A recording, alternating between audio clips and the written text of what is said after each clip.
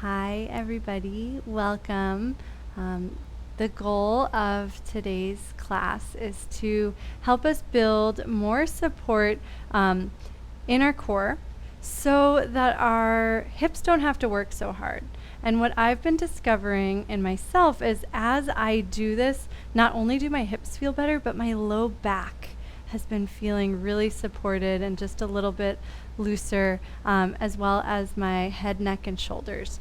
So that's the goal for today, and keep that in mind because there's going to be opportunities to do challenging things, and we want to make sure we're releasing tension always, even as we go into those challenges.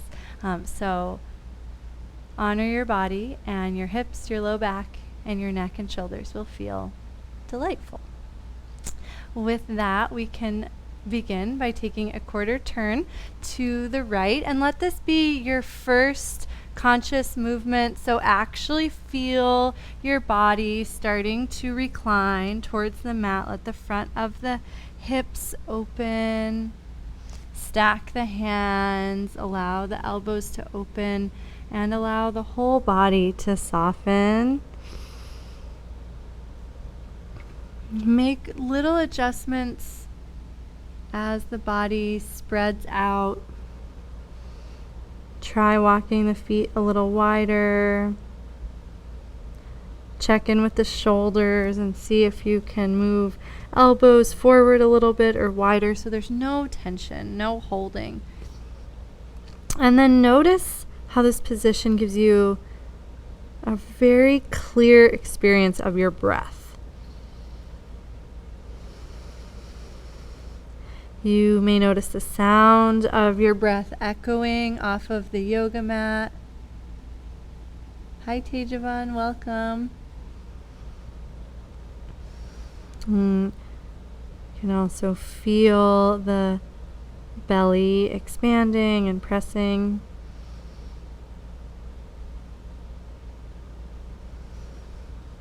And also scan the back side of the body, noticing the back of the lungs opening.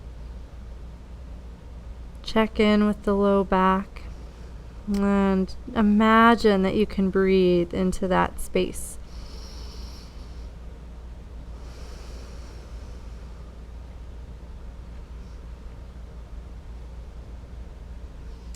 And then adjust your head so the ridge of your eyebrows is on your top index finger, and begin to rock the head from side to side. And if this is too intense, just allow the hand to push wherever is comfortable on the forehead. But our facial muscles don't get a lot of love, and I've been really enjoying massaging the eyebrows.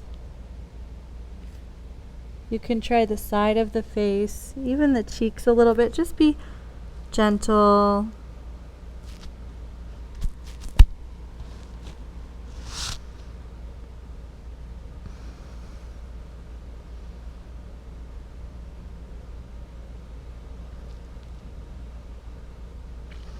And then bring the head to neutral. Switch the whichever hand's on top just for balance in the shoulders.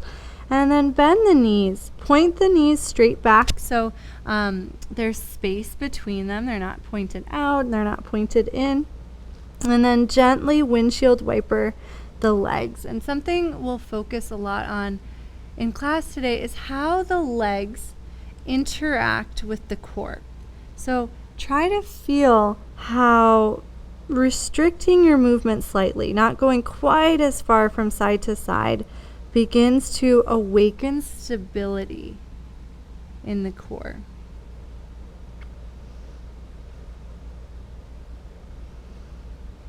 Sometimes as I feel my legs working and maybe even my deep core, I allow my spine to lengthen, even in this resting position. Like you can draw that energy up the pelvic floor, up along the spine.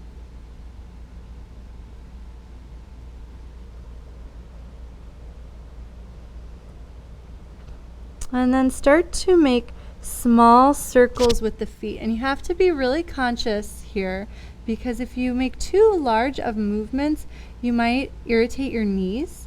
So make sure as you circle the feet that the knees are following. And if you're ever not sure if it's too much, the answer is it's too much. And so just lessen the movement. And notice how the circles impact the thigh bones. Notice that connection into the low back. And we always want to move with support. The more support you have here, you can circle the other way, the more the peripheral tight muscles can relax and release. And the next time you're at center, slowly lower the legs down and gently press just the top of the right foot down, and notice any muscles that engage in the right leg. You might feel the quadricep engage, the kneecap might lift slightly away from the mat. Perhaps you feel muscles on the back of the leg engage, and then alternate kicking into the top of the other foot. Sometimes I notice that one engages differently than the other. Be compassionate. Our bodies are perfectly imperfect. Sometimes just the light of your awareness can help that balance start to be created. And before we continue with our sequence, if you would like to hit play on the first track, you are more than welcome to do that.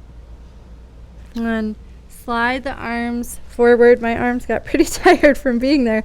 So notice any sense of like, relief from this lovely armpit stretch. And breathe into any sensations there. Tent the fingertips a little bit, walk them a little bit wider, and hover the head so there's even less work happening in the shoulders. Push into one hand at a time, and notice how as the shoulder stabilizes, the body gently sways away from that hand, and just allow that to happen. Make any adjustments with the hands and arms, perhaps bending the elbows a little bit or walking them wider to alleviate any pressure in the shoulders. And then try slowing down. Move twice as slow. The music should help you with that pace. And then release the head down. Let the arms relax for a moment and circle the arms behind you and just breathe into the tops of the shoulders. Hover the hands away from the mat as if you were trying to reach back for your heels. And notice the muscles on the back of the arms and the back of the shoulders working to lift the arms. We're going to be doing this in a lot of postures today, this lifting and reaching with the hands. It's going to help us unweight some of our forward folds. Release the palms face down right underneath where they were hovering. And do that action a couple times, just lifting and lowering so you can get familiar with the muscles on the arms and the shoulders lifting. And it's okay to keep the head down because I want you to experience this movement with as little effort as possible, as little tension in the neck and shoulders as possible, so that when we do it standing, it feels really easy. The next time the hands come down, draw a big circle, reverse snow angeling the arms to the corners of the room, so like the half of a big X, and then drag the hands back underneath the shoulders, peeling the heart forward for Bhujangasana. Push into the hands, slowly sending the hips over the heels, and start to wag your tail from side to side. Walk the hands back so they're underneath the shoulders, and soften the hands so there's no rigidity. It's almost like you've got really cute little monkey feet. You could grip on to like a lovely branch with your hand feet. I see some smiles. That one works for me too. I like really have monkey feet right now. And then lower one elbow at a time. Come back to your monkey feet hands and repeat that a couple of times. And then go the opposite direction and just witness the muscles waking up in the shoulders. See if you can connect that down into the core.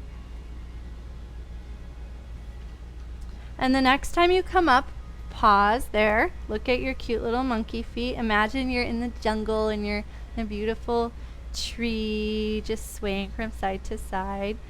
And then take a moment to find a neutral spine. And sometimes finding neutral means doing a baby cat cow. So you can sort of say like, oh, it's not this. It's not this.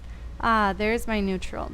Try to maintain neutral as you start to hinge at the hips. And take a couple of pulses there. And my experience of this is it's actually kind of hard to maintain neutral with the spine as I hinge the hips, and I feel a lot of musculature waking up in my hips as I do that. Are you guys feeling that? Oh yay, Tejavan, you're right side up now.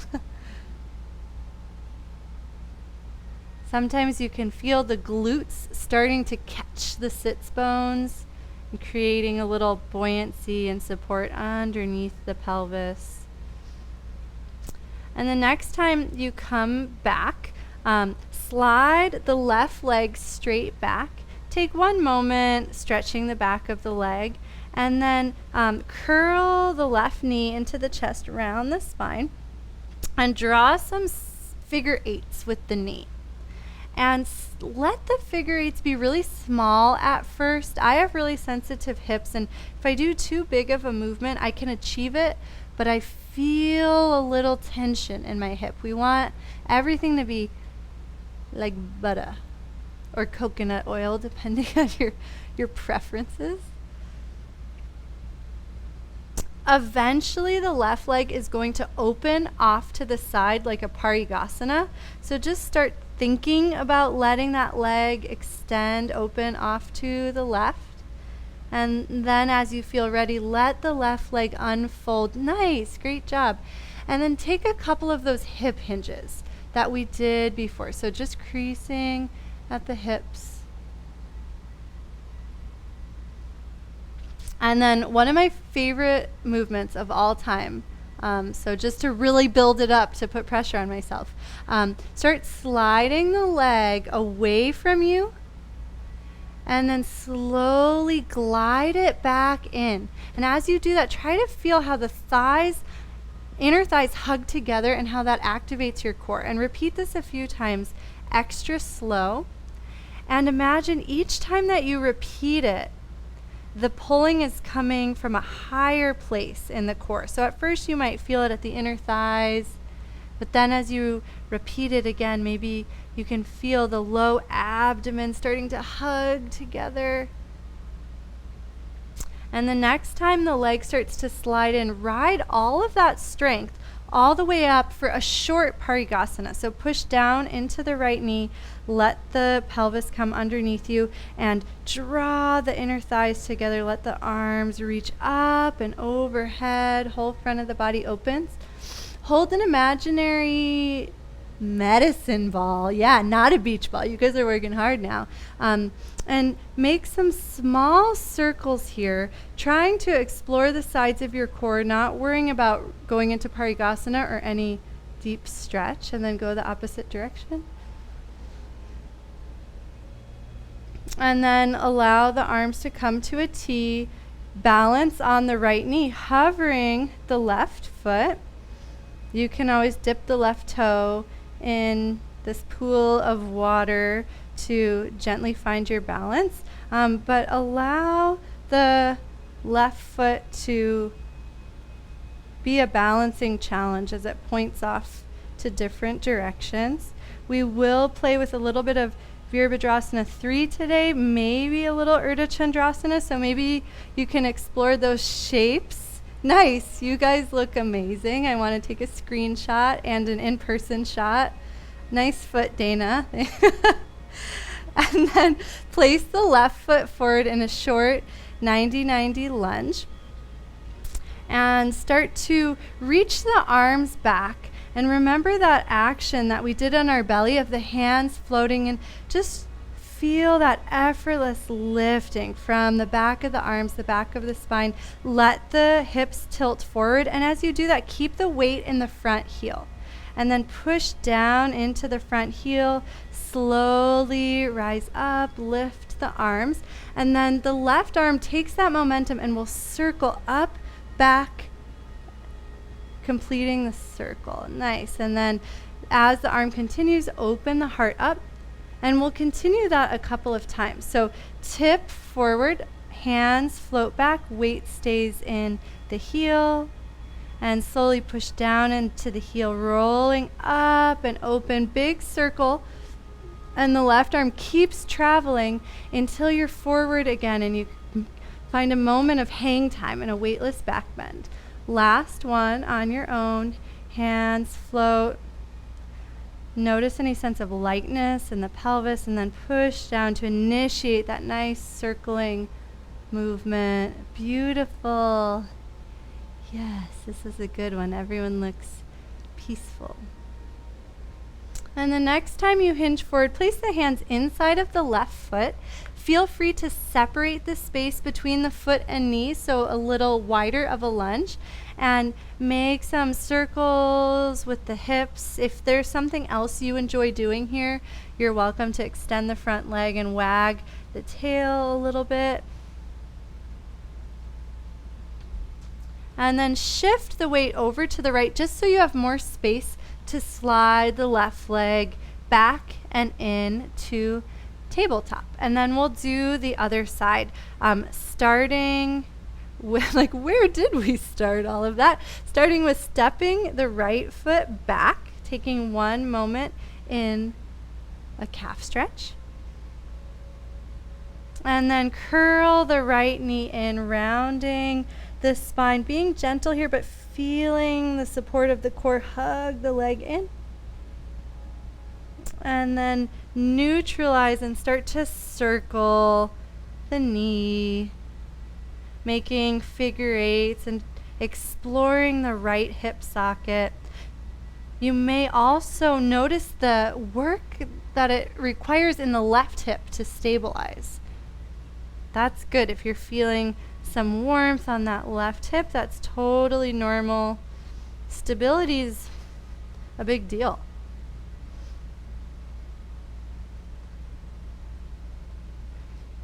Eventually the right leg is going to open off to the side, so start experimenting with lifting the leg, letting it unfurl slightly.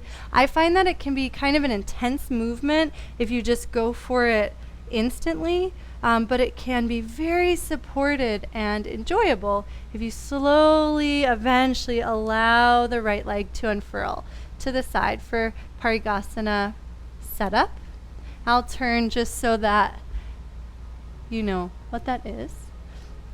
Okay, so now we'll start zipping up the leg. So hug inner thighs together. Notice how the right leg drags in towards the midline slightly. It's okay if the left hip juts out to the side just a little bit, and then allow the right leg to slide out, almost as if you were doing the splits, but it's actually fun. And then do that a couple of times, using that movement to help connect the legs into the core. So try to feel how it's not just the inner thighs hugging, but a sense of drawing strength all the way up through the pelvic floor, the deep abdominals. You can even press the tongue to the roof of your mouth as you do that. Same exploration of the chain of muscles we did a few weeks ago. And the next time the leg starts to drag in and you've got that sense of strength and rising up the spine, push down into the left knee, slowly rise up, keep gently hugging inner thighs together, and then reach the arms up, almost as if you're a volcano starting to express your energy upward. And then make some circles with the hands. And it's really not about circling the hands, but allowing the core to support you as you shift your weight. Bring some extra awareness to the left hip socket.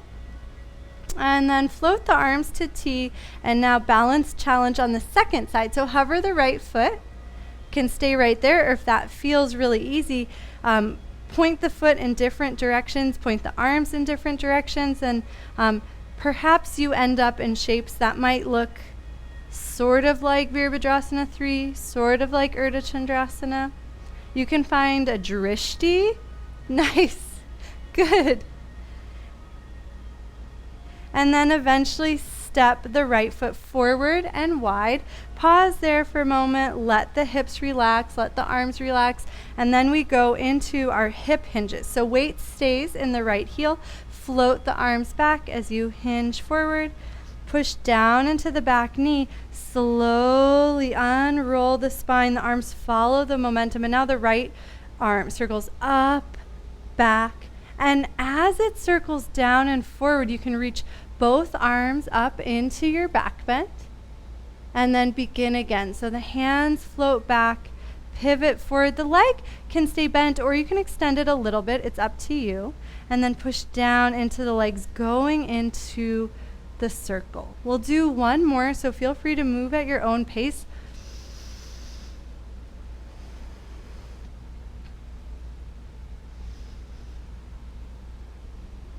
Nice. The next time you're lifted, there's no need to rush there, but you'll just drop your hands inside of the right foot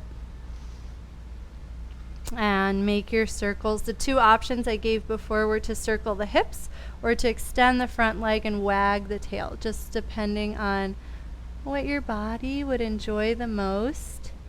Sometimes it's nice to have options, because then you actually have to feel, what does my body want right now?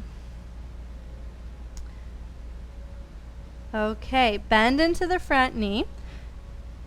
Step the right foot in between the hands, tent the fingertips, hover the back knee, and start to bounce. So you're pushed into your back foot, shifting your momentum forward. Take a few bounces here. Eventually the right foot is going to step between the hands into a forward fold. Nice. Great. You guys have beautiful springiness. Bend the knees really deeply.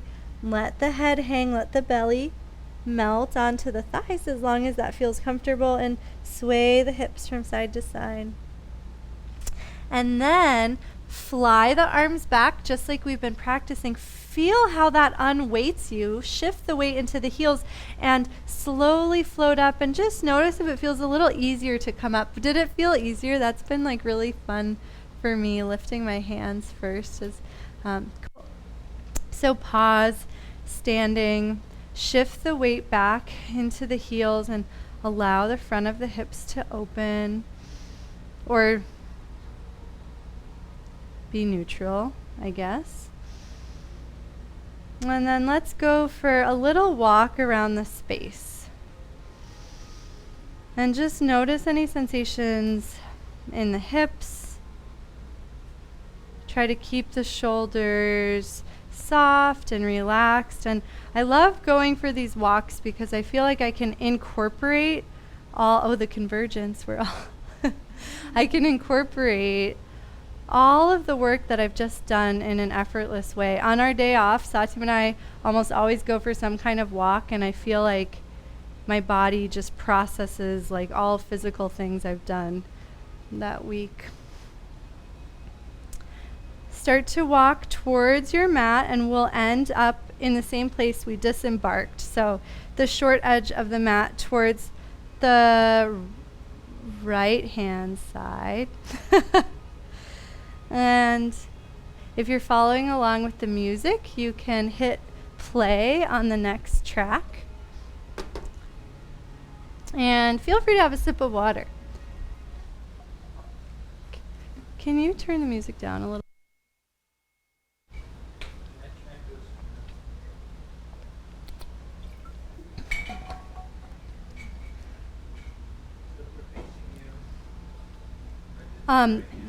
You guys, yeah. So let's start with our hands released down, palms forward. Keep the weight in the heels and start to shift the hips back for chair pose, but float the arms back starting to be our theme for class today, a lot of this back strength. And there is a tendency to overarch the back when the arms are like this, so just be extra mindful. And then push down into the heels. Tuck the tailbone. If you were in class last week, we did a lot of these rolling up actions. Allow the spine to start to unfurl, circle the arms forward, and then follow the momentum with the left arm, letting it circle up, back. Pause for a moment and notice what happens when you push into the right foot. You might just feel a little extra space. And then continue the circle. And we're actually going to continue on that same side a few times so you can feel the connection between the foot and the arm. So bend the knees, float the hands back, chair pose, and then push into the feet, tuck the tailbone, initiating the spinal roll up, unfurl the legs, big circle with the left arm, push into the right heel. And that's all. So you can, are you okay? You can continue at your own pace. After the back bend, bend the knees, send the hips back, float the arms back. And then roll up, big circle. After you complete the circle, reach both arms up and pause in a front stretch. So an extended Tadasana. And then release the arms down and just pause in neutral. And notice if the right leg is sparkling at all, or if you can feel the connection between the right hip and the left arm, shoulder, after the work you just did. And then we'll explore that on the other side. So hinge the hips, float the arms back, flying chair pose. And then curl the tailbone under, slowly roll up, big circle with the right arm, push into the left heel, see what happens. You can always pause. And then you'll continue the circle, reach up with both arms for the front stretch. And then tilt the hips back and allow the arms to just swing back. We repeat on the same side.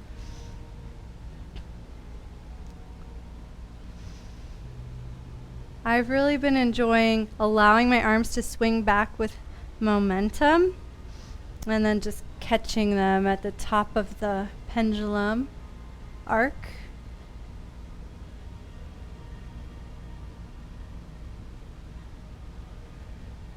And the next time you're in that extended Tadasana, pause. No need to rush. And then float the arms down. Hinge the hips.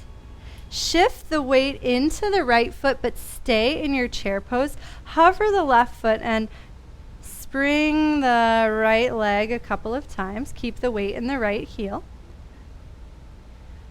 And then slowly glide the left foot back, keeping the hips squared towards the short edge of the mat, setting up for our heel to heel stance. So take a moment, let the front foot walk a little wider. Keep the right knee bent, scoop the air up, letting the front of the body open. And then we'll go through a very similar sequence, but with our legs staggered. So swing the arms back, hinge forward, modified Parivrtta with a really nice light upper body. And then kick into the right heel, tuck the tailbone under, letting the front of the body unfurl. Right arm will circle up and back. Pause for a moment in that twisted lunge position. Push a little extra into the left foot and notice how that feels through the right shoulder. And then complete the circle. We'll end in Virabhadrasana 1. So arms reaching up in the back bend. We'll repeat this a couple more times and you'll have options. So let's start with the hip tilt, swinging the arms. The front leg can extend a little bit more for more of a deeper Parivrtta if you'd like. And then curl the tailbone under. Notice how that just helps feed the core into the quadriceps so the whole front of the body can unfurl.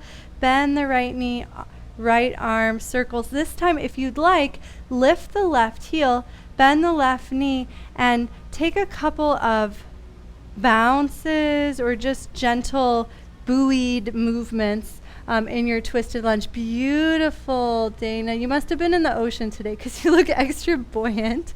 And then circle the right arm up and back. The right heel or left heel lengthens down. We'll meet in Vira 1. Do one more on your own. So tilt, roll up, and I'm telling you to tuck the tailbone under, but it's just to initiate the movement. The tailbone doesn't stay tucked.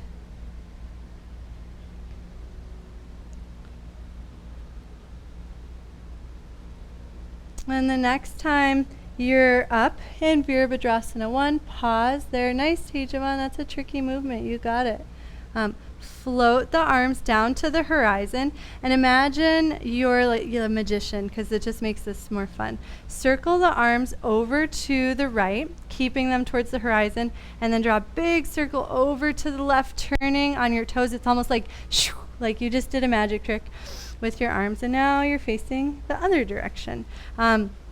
So let's release the arms down over the front leg. Step the back leg forward, bend the knees deeply, hips up, head down, sway the hips. And then shift the weight back into the heels. Lift the arms behind you just like we've been practicing, and then push down into the heels. Slowly roll up one vertebra at a time. You can always have hands on thighs if that's more supportive. And then walk to the opposite end of the mat, so opposite to where you just were, and we'll do the same thing on the second side. So we'll start with our chair pose. So hinge the hips, float the hands back. Now shift the weight into the left foot. Hover the right foot, take a couple of bounces in the left leg, and then right toes touch down, glide them back, keep the hips squared to the short edge. Look at the back toes. Make sure they're mostly forward. Option to widen the front foot over to the left just a little bit, and then bend the front knee, relax the arms, and start to hinge forward into the front hip. And then push into the front heel, slowly reaching up. This time the left arm will circle up and back. Pause for a moment as it reaches back. Push into the right foot and just feel the connection between right foot and left arm reaching, and then complete the circle and pause in Vira 1. As you enter Vira 1, you can bend the front knee a little bit more, just keep the weight in the heel. And then the sequence begins anew. So float the arms back, kick into the front heel. Maybe that leg extends a little bit more this second round. Bend into the front knee, slowly circle the arms up and back. This time the back heel can lift if you want to, and take a couple of nice buoyant twisted lunges. And then the left arm continues to circle, and Vira 1 is your pause point. One more on your own. Great job. Everyone is moving so smoothly. That means you're strong and you're supported, and that you're going to feel great now and later.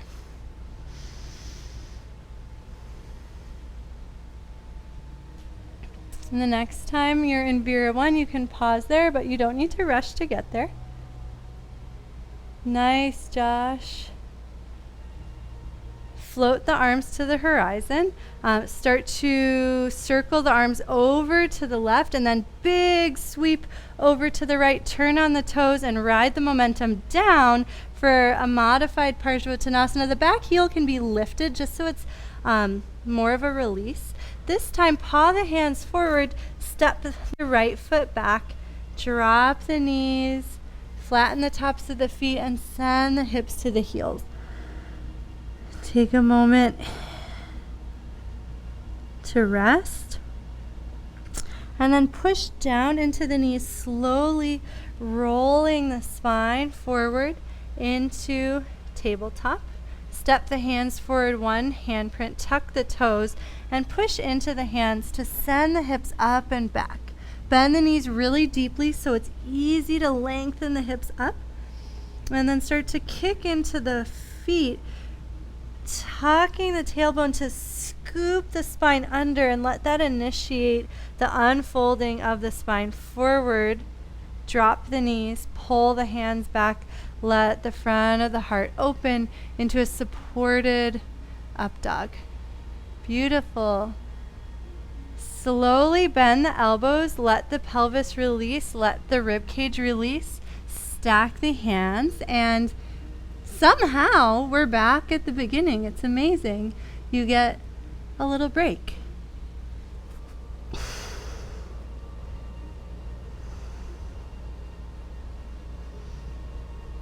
Just come back to the breath.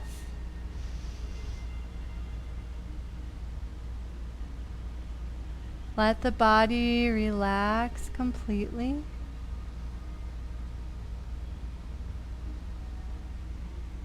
If the body's craving any specific movements, you're more than welcome to move a little bit or just rest in this safe space.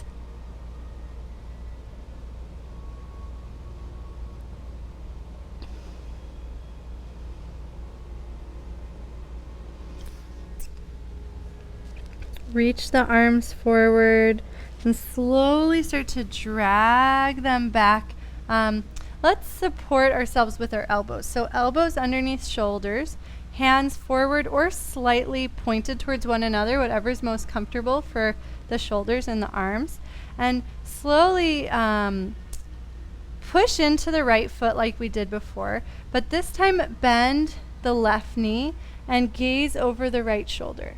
And then switch sides, so the left foot pushes down, the right knee bends, and you gaze the other way. I always feel like a little bit like a teenager when I do this, like I'm on the phone or at like a slumber party, but like really cool. So if that helps you, you can use that visual as well.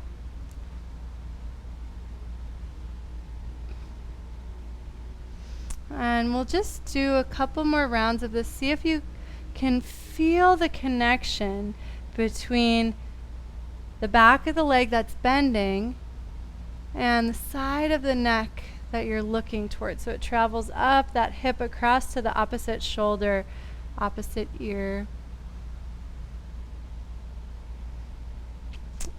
The next time the left knee is bent, slide the right arm out. Drag the left hand back just a little bit. Keep the left shoulder connected to, or the left hand connected as you allow your stinger leg to open behind you. So getting a stretch in the front of the X from the right side of the rib cage to the front of the left hip. And then as you come back to center, before we do the other side, go right into that twisted Sphinx pose. And repeat that a couple of times, sliding the right elbow in underneath you, gazing to the right, and then sliding that arm out, letting the leg open and extend. And just make sure the back of the left leg's not working too hard. The hamstring and the calf can get a little cranky. So feel free to relax the leg, straighten it out at any time. This movement feels really good with a straight leg as well. So honor that. And the next time you come up, pause and Sphinx, and we'll go the other way. So now the right leg bends, gaze over to the left. And as you gaze forward, now the left arm slides out, push into the right hand. Slowly allow your stinger leg to come behind you. The head can rest. And then come forward once again. Drag the hand in, strengthening all those arm and shoulder muscles. Gaze to the left. And just continue. Feel free to pause in any of those movements.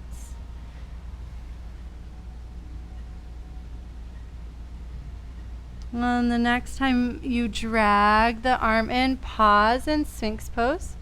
And then lower a little bit so that you can walk the hands comfortably back underneath the shoulders and push the hips back to the heels. Push down into the knees, walk the hands in so you're in tabletop position. Tuck the toes under and make some circles with the hips so that you can stretch out the bottom of the feet a little bit after perhaps tightening the back line, the hamstrings and the calves. We just want to let them release.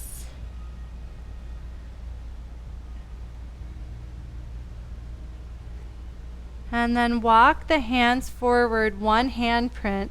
You might remember so long ago we sprung one leg forward, then the other. So now we'll do the opposite side first. So bend the knees, start to press the hips back to the heels and spring forward into a plank pose. And then eventually as you spring forward, step the left foot with you. Nice, Ria, good job. And then same thing with the other side. So take a couple of springs and then step the other leg forward. Walk the feet underneath the hips, bend the knees, and then lengthen the spine forward, sweep the arms back to unweight the upper body, shift the weight into the heels, and slowly float up. Let the front of the body unfurl. Allow the arms to reach up, take a big circle with the left arm, push into the right foot. And then bend the knees, reach the hips back, chair pose, arms float back. We'll do that one more time on the other side. So rolling up and then the right arm circles and the left foot plants. Pause at the top, extended Tadasana. And then float the arms down and walk towards the edge of the mat if you're not there already. So we'll do one more standing sequence. We'll have the option for some balancing poses, and then we've got some extra fun cool down stuff for today. So begin by shifting the weight begin actually with a chair pose, and then shift the weight into the right foot. Glide the left foot back just like we did before. Hinge forward over the right leg and then push into the right heel, slowly rolling up arms, roll up right arm circles into that front leg. Bend the knees, go into your buoyant lunge. And then to add on, shift the weight into the front heel so the back foot lifts a little bit. Bring the palms together and twist gently into the right leg. Slowly square your heart down. Float the arms back just like we've been practicing for Virabhadrasana 3. Touch the back toes down and big circle with the arms to go to the other side. Surprise moment here. Pause with the left toes turned out. Shift the weight into the the left foot and let the back leg hover for a moment in Ardha Chandrasana. And then place those toes, or square the hips, place the toes down, and we'll do the same thing the other direction. So the back foot can come in just a little bit. Bend into the front knee. Slowly hinge forward, floating the feet, the hands back. Roll up, big circle, bend the back knee, buoyant lunge. And then shift forward, hover the back foot, hands together, prayer position in front of the heart, twist to the left, winding up, and then float the arms back just one moment in Vira 3, and then kick the toes back, big circle with the arms to the other side. And it's okay to go into Vira 3. I've actually been enjoying letting my hips open and actually going into Ardha Chandrasana. So you can try either of those. Wherever you are, drop the left hip down so the hips are square. Drop the back toes, and we'll just do that one more time on each side. Start by floating the hands back, tilting forward. The front knee can be bent or straight, it's up to you. And then roll up, bend the back knee, big twist to the right. Stay in the twist as you shift the weight into the front leg, hands to heart center, hover the back foot, and then unfold through Vira 3. Float the hands back, place the back toes down. Big circle to the right. Pause in Vira 3 or Ardha Chandrasana on the other side. When you're ready to come out of it, drop the right hip, set the right foot down, slowly push into the left foot, neutralizing for a moment. And I don't think we did this on the other side, but I really want to bend the front knee and open into Virabhadrasana 1, so let's all do that. And then float the hands back, straighten the front leg, Parivrtta Tanasana. Scoop the pelvis underneath to initiate the rolling up of the spine. Bend both knees, twist to the left. And then shift the weight into the front foot, hands to heart center. Pause in the twist, bend the back knee. And slowly unfold through Vira 3. And then toes down, circle the other way, pausing in Ardha Chandrasana or Vira 3.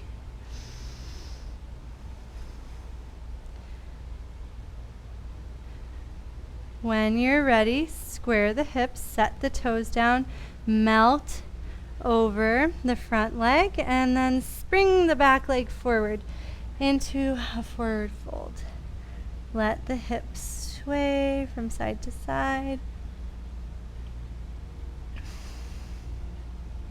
And then step the feet back to plank pose. Drop the knees and take the slowest route possible to Bhaktasana. Start to sway the hips from side to side and just travel like 1 inch with each sway.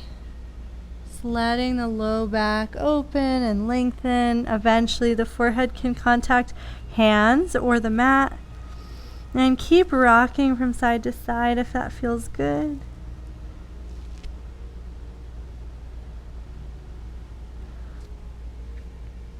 Shift the weight back into the heels.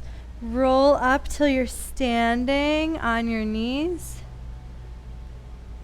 Make a big circle with the left arm, reaching up and back, and push down into the right knee, and notice if that connection is still there. As you circle back, if the heel is close, you're welcome to pause there. Otherwise, keep circling. We'll have a moment to go to the other side. The next time it circles up, reach both arms up and then allow the right arm to circle back. And as the right arm circles back, push a little extra into the left knee and see if you can feel that cross action. And if the heel is right there, you're welcome to push the right fingertips down into the heel or keep circling. The next time the right arm reaches up, pause there. Take a moment to let the whole front of the body open. And then swing the arms down just like we've been practicing and come into a weightless kneeling chair. Release the hands underneath the shoulders. Step the left leg back and drag the right knee forward towards the right wrist. Swivel the right shin using your musculature alone, so it should feel like a pretty chill pigeon. And then drop, or actually start to push the hips forward and back. Don't worry about a deep stretch. Think more like plank pose. And then the next time the hips press back, lower the back knee. Hug inner thighs together, drawing up through the core just like we did in Parivrtta. Play with bending the back knee. That's not for everyone, so if it doesn't feel good, don't do it. If it does feel good, do it. We'll circle the right arm forward, up, and back. As the arm circles back, feel free to bend the knee, taking foot in hand if it's accessible, but then release the foot and keep circling. If you would like to pause here, I have really tight quads, and so kicking my foot into my hand and breathing into my quads and my hip feels really beneficial. You're welcome to try that. Just make sure you're not overdoing it. And then release the foot, bring the right hand down, shift the right hip over to the right so you're opening up towards the long edge of the mat. We've got a special surprise here. stack the left leg on top of the right. Right hand underneath the shoulder, lift the left hand. And we're going towards a supported side plank with the knees down. So as you exhale, slowly lift the hips and draw. I'll turn just so you can see it, but stay where you are because it'll be important. And take a few pulses here and feel the muscles on the underside of the body working to support you and lift you in a gentle way. And it's going to make our next pose feel amazing. And the next time the hips are up, if you'd like to pause and breathe into the right side of the body, you can. And then place the hips down. Let the left leg unfurl. And now all the work that you did on the right side, lengthen out into Parivrtta Janu Sirsasana. Bend the bottom knee. Take a couple of breaths. And it's up to you. If you enjoyed that action, you can pulse between the two, coming back into supported side plank. Take as many repetitions as you want, and then unfurl the body into Parivrtta Janu Sirsasana. So you're twisting open as if you were to lay your spine over that extended leg. And we'll just take a few more breaths to explore. You can always stay in the pose and explore Parivrtta Janu Sirsasana with the breath. Tejavon, try lifting the head a little bit so it feels like it's extending. Nice, that looks great.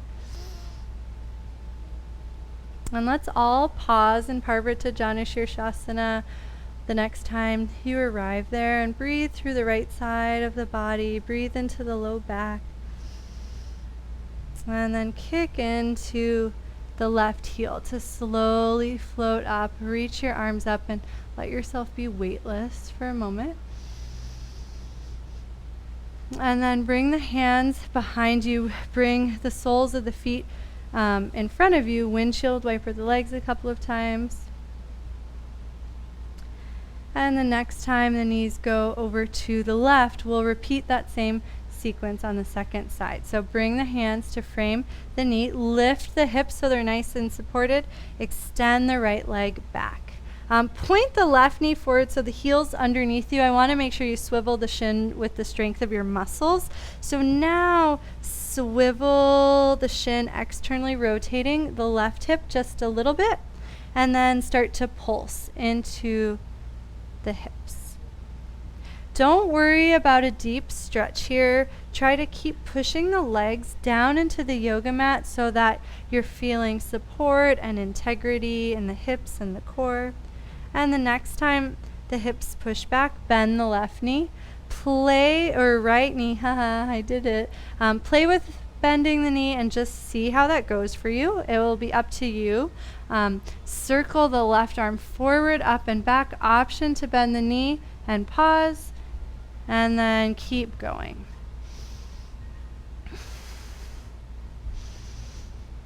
On your next one, if you want to stay in it a little longer, you're welcome to, but you don't have to. Just make sure you're breathing and you're feeling buoyant and supported. Nice, Josh. That looks really strong. And then release the back foot, release the hand, and start to roll the left hip over to the side, opening off to the long edge of the mat. And now the right knee stacks on top of the left. The left hand will actually first twist to the left so you've got a little more space, and then lean into the left hand so it's a little further from your hip. And I'm turning just so you can see what's happening here. Lift the right hand, and on an exhale, start to pulse your hips up. And take your time starting to warm the left side of the body. Try to feel that action of hugging inner thighs together and how that travels up the spine, maybe all the way to the tongue. And then once you feel ready, you can unfurl the right leg and let the whole left side of the body open and express itself. Stay there as long as you want. And then when you're ready to repeat, tick-tock all the way over to where you came from. If you would like to stay in Parivrtta Janu Sirsasana, I recommend spiraling the heart open and making some nice circles with the top arm. And Parivrtta Janu Sirsasana is an amazing way to release the low back, so especially the left side of the back right now. So try to breathe into the low back and imagine it softening and extending. Let the head be an extension of the spine. We'll take 5 more breaths. You don't have to count, I'll count for you, but just to give you a sense, that's usually about a minute. I should have just said a minute, that's easier, but this is yoga. We talk in breaths, not minutes.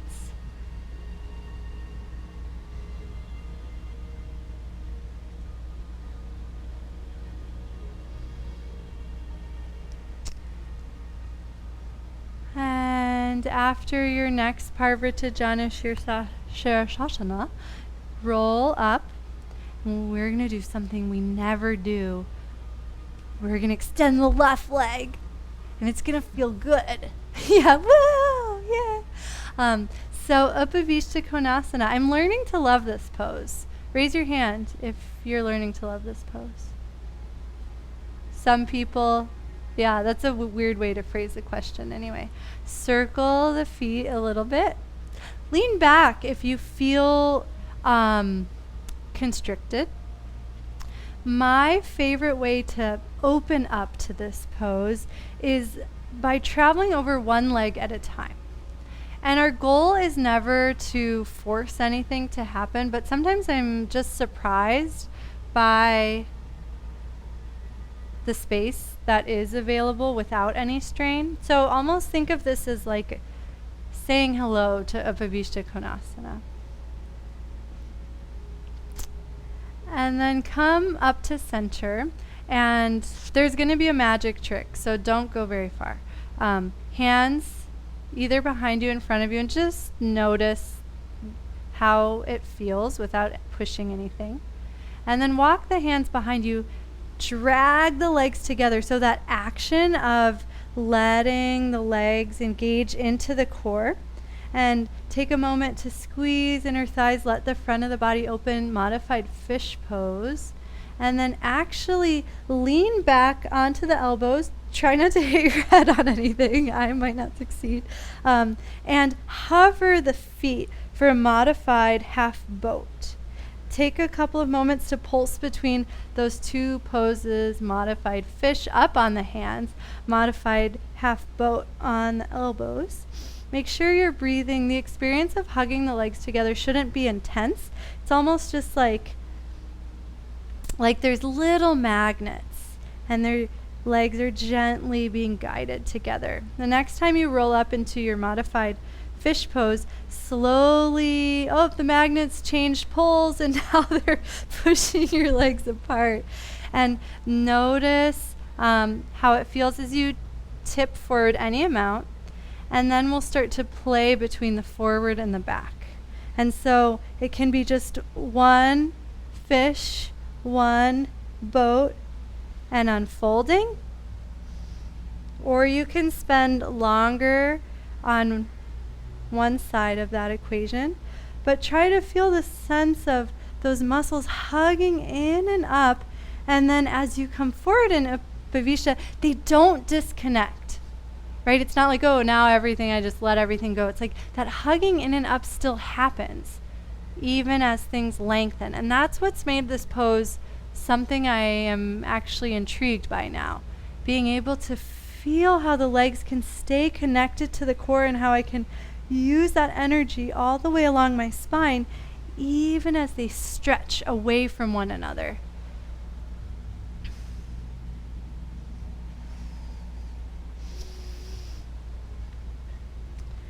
And we'll just take 5 more breaths. You know what that's code for now. And so feel free to pause at any of these poses or something else that you've created. Actually, let's all pause in the Upavista so So you don't have to rush to get there. This part doesn't count. And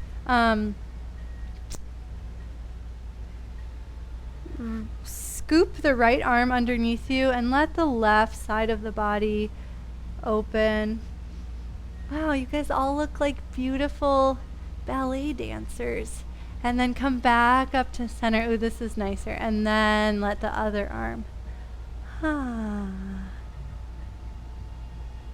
And this is our last movement, so you can take your time exploring this, but try to feel how you're connected to the leg that you're reaching away from.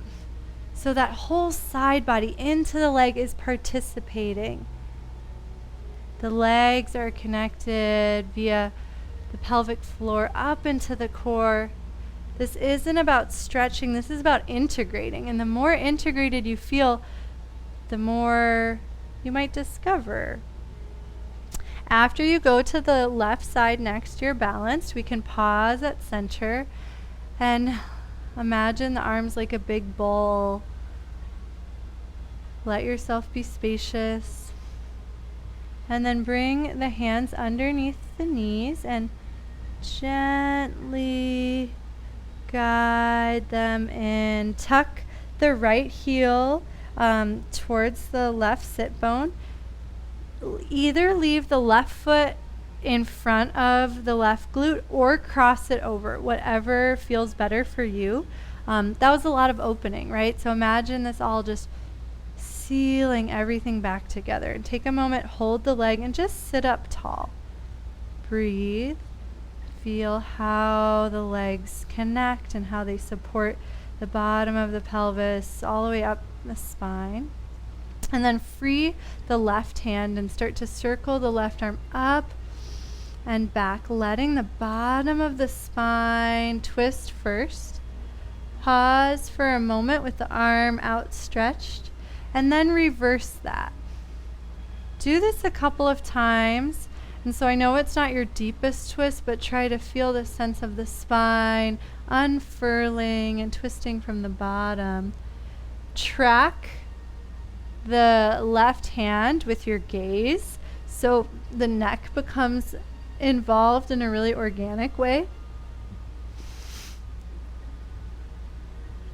And the next time you come into the twist, if you'd like to float the left fingertips down, you're more than welcome to.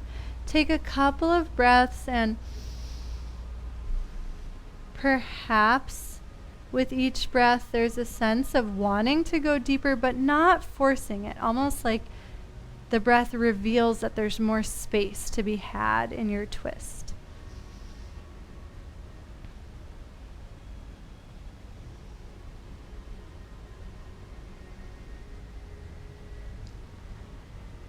And then slowly come out of the twist, uncross the leg, and we'll switch sides. So now the left heel will come towards the right glute. The right foot can stay where it is, or it can cross over. And take a few of those elongating movements back and forth.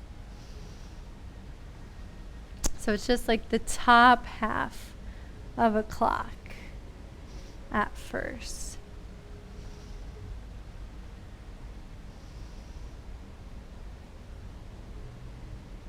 Let the gaze follow the hand, so there's a sense of elongation and spiraling through the neck. And the next time the hand comes back, place the fingertips down, push into the fingertips to elongate the spine, and gently twist from the bottom up.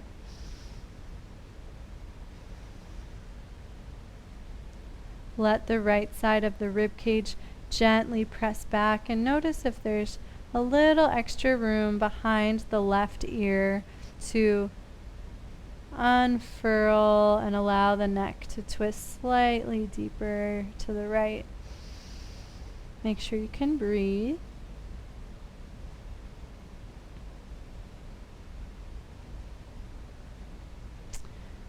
And then slowly allow the spine to untwist.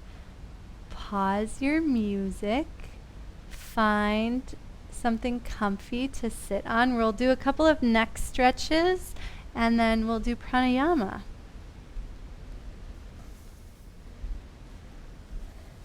Take your time supporting yourself. Feel free to grab a sip of water.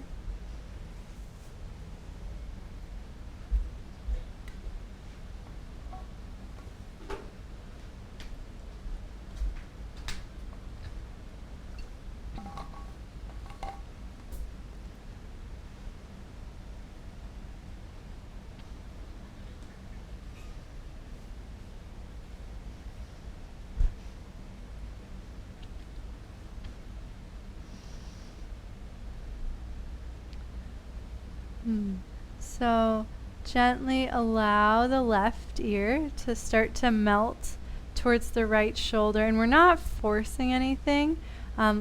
Let the neck be really soft, as if you were like asleep on an airplane. You can open your mouth if you want to, that happens too. And take a couple of breaths through the right side of the body. An option to extend the right fingertips, just opposing the direction of the head. And play with making some circles with the arm. It just changes the muscles that are stretching. We're not going for a nerve stretch though, so if you feel any tingling or cold sensations, come out of it. And then turn the palm away from you. Bring the back of the hand to the sacrum and gaze down towards the left hip crease or the left outer hip. This just stretches a different part of the neck. Breathe into the back of the neck. And if you have a lot of flexibility in the neck, imagine the head is really light right now. So it's not pulling you down too far into this, but you're still getting some opening in the back of the shoulder, the side of the neck, and the back of the neck. Make sure you can breathe.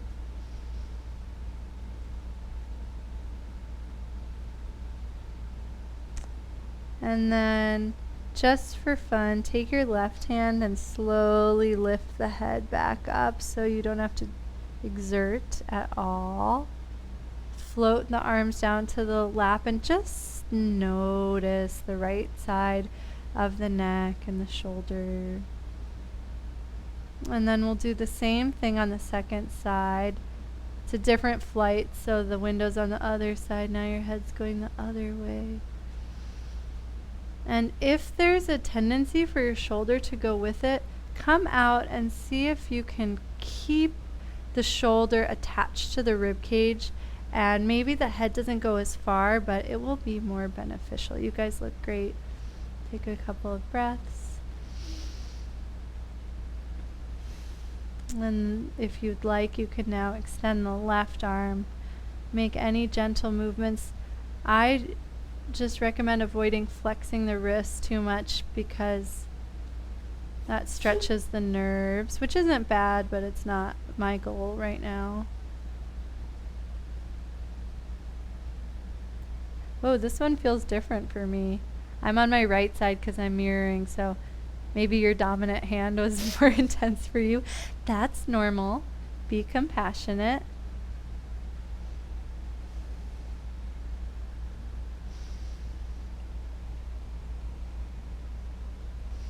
And then when you're ready for the second stretch, flip the palm away from you. Bring the back of the hand to the sacrum.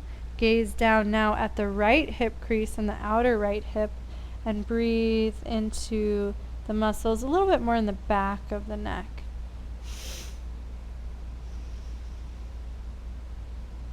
And we're not trying to force anything to open. The best way to work with any tightness that you discover is to relax, to breathe, and to stay in the most calm state of the nervous system and just allow the body to do the releasing.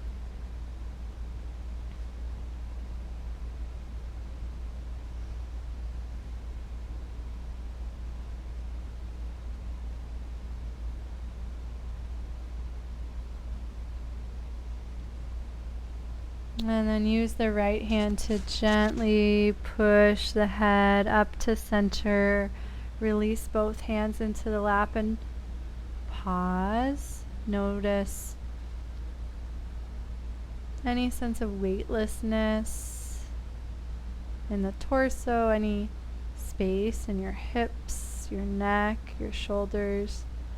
The hips from before, not necessarily from that, but. And so now we'll do some pranayama together. I usually teach meditation, but I've been doing pranayama with the students here, and now I'm obsessed with pranayama again. So we'll be doing the 2-part diaphragmatic breath. This is kind of a tricky one, but it is such an amazing way to awaken deep core strength and intelligence in your diaphragm. And so the way that this will work is as we exhale, we'll allow the navel to come in towards the spine. And then our inhale will be in 2 parts.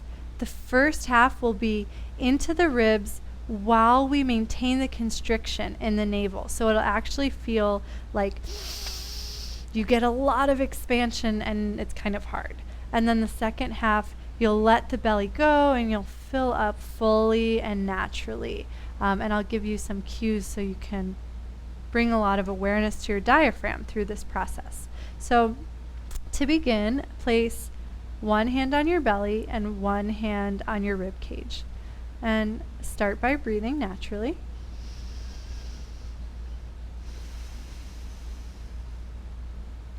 And notice how on the exhale, the navel gently draws towards the spine. And 99% of the time, I tell you to do this completely naturally. This is the 1% where we are going to provide a little extra constriction. So as long as it feels safe and comfortable, allow the navel to pull towards the spine. And then we'll try the first half of the inhale by inhaling into the ribs, but keep the navel into the spine. And we'll try this a few times before we add the second half of the breath. So if you're ever uncomfortable, just breathe naturally, but you'll exhale into the navel and inhale into the ribs, keeping the navel in. And notice how the constriction in the abdomen allows you to take a fuller breath into the ribs and get more expansion and 3-dimensional opening in all directions. And then release all of that completely. Take a few natural breaths. And so for the next part where we put everything together, we'll exhale the navel into the spine. We'll keep it there. We'll take half of our inhale to our ribs, and then we'll fill the belly completely, letting the navel release before we do everything again. So if you'd like, you can keep your hands on your body if that's helpful tactile feedback. With your next exhale, draw the navel in, emptying out, hollowing out. Keep it there. First half of the inhale, expand ribs. And then second half, let the belly fill and open. Let your awareness drop down, almost like a vacuum, just sucking everything down into the navel. Next exhale, pull the navel in. First half of the inhale to the ribs with constriction. And then second half, let the belly go, and the breath should just flood into the belly when you do that. And we'll do a couple more together. So every exhale will pull the navel in, and then the first half of the inhale is to fill the ribs. And then the second half is that flooding moment where the diaphragm can relax completely.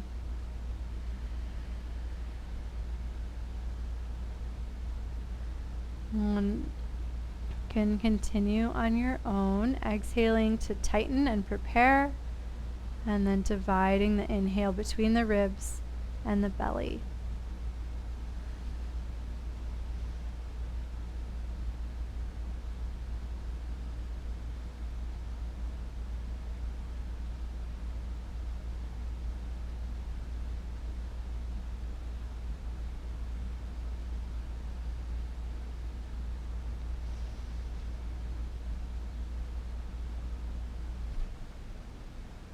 And as you start to get more familiar with the breath, you might be able to sense the muscle at the top of the core that is essential for breathing, the diaphragm.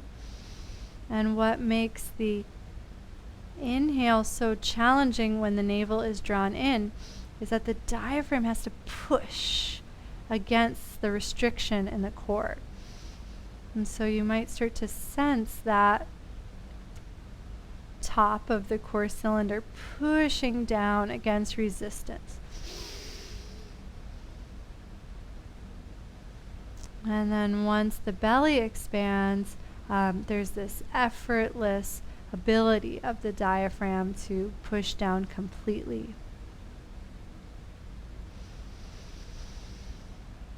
And so bring the awareness to the space at the bottom of the lungs where the diaphragm attaches to the rib cage at the top of the abdominal cavity. And see if you can start to feel what's happening there.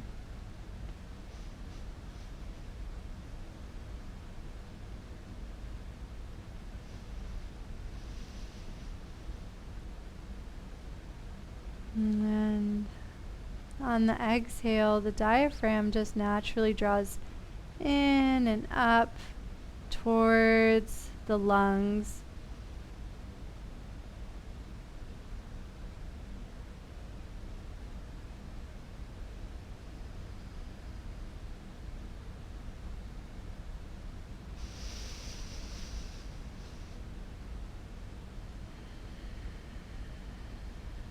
And we'll take just a couple of more.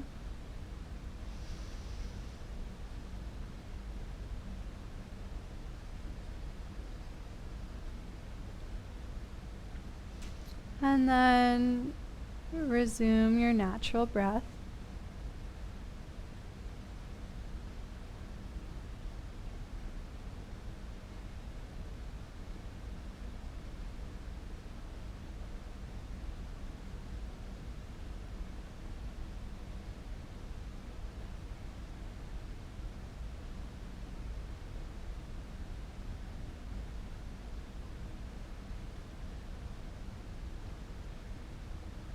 And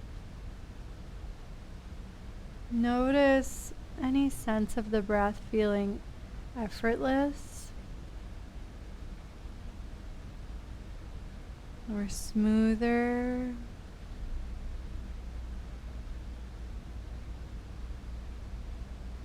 You just exercised your diaphragm, so it's literally easier for you to breathe now.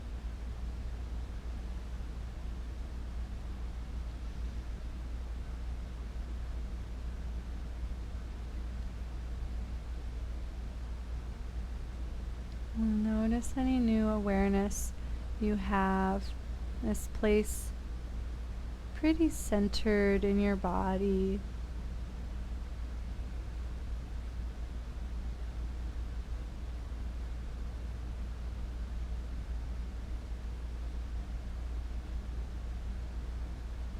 And notice if focusing here has affected your mind or your state of being. And you're welcome to spend the next 10 minutes meditating. Sometimes pranayama opens the door for a really powerful meditation. And you're also welcome to consciously make your way into Shavasana and choose which would be the most nourishing for you without any self-judgment.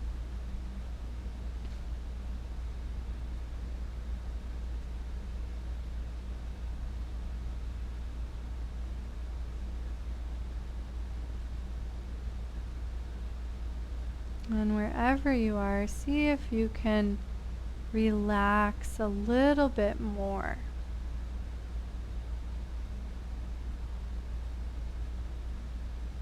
It's a physical relaxation, but also a subtle one.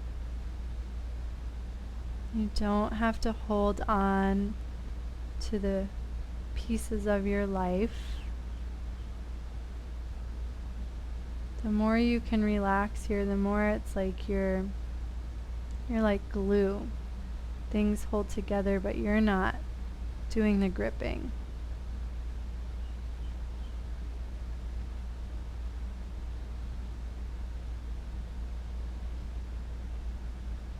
And if you are still meditating, I recommend choosing a mantra, Hamsa or Om Namah Shivaya, and stay just as relaxed, but let the mantra sink to the breath so you have some extra Shakti supporting you as you practice.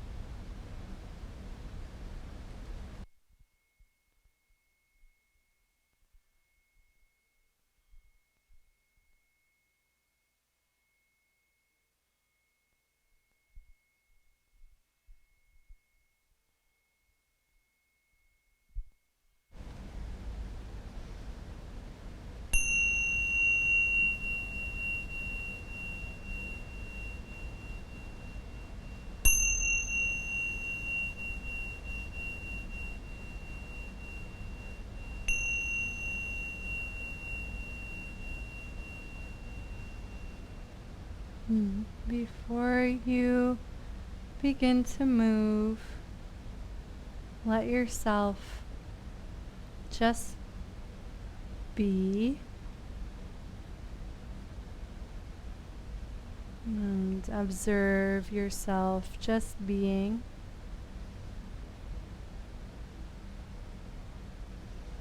And then observe yourself beginning to breathe a little more fully. Observe yourself making gentle movements.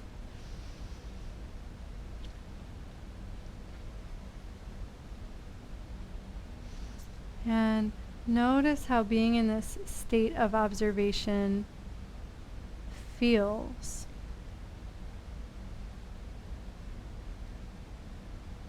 Perhaps there's a sensation of being spacious and relaxed.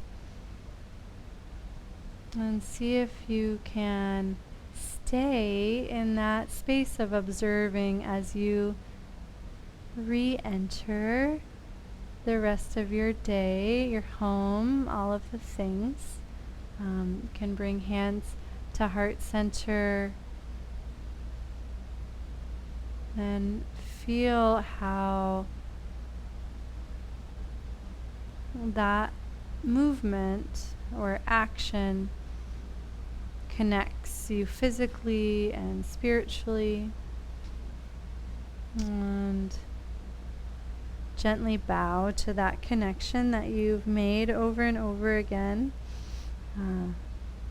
Thank you so much for making that connection today. Hope to see you guys soon. Have a great rest of your day.